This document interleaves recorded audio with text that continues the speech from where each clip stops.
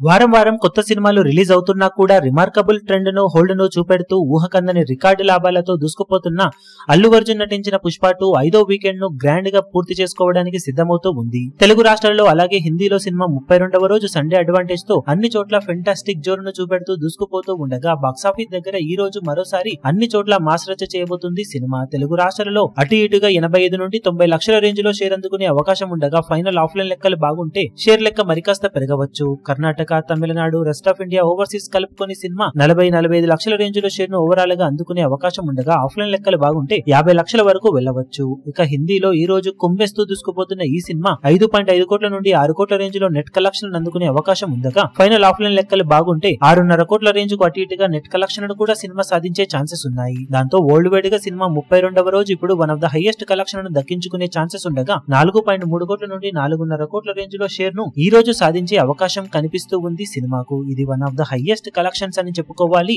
ఐదో weekend end time లో box office దగ్గర రికార్డు బ్రేకింగ్ కలెక్షన్లతో ఇండియన్ సినిమా రికార్డులన్నింటినీ చెల్లాచెదురు చేస్తూ దూసుకుపోతున్న పుష్ప 2 సినిమా ఇక టోటల్ గా 32 రోజులు పూర్తయిన తర్వాత అఫీషియల్ గా సాధించే ఏరియాల వారీ కలెక్షన్ వివరాలు ఏ విధంగా ఉంటాయో చూడాలి. అఫీషియల్ రిపోర్ట్స్ వచ్చిన తర్వాత వీడియో అప్డేట్ లో సినిమా సాధించిన కలెక్షన్ వివరాలను అప్డేట్ చేస్తాం.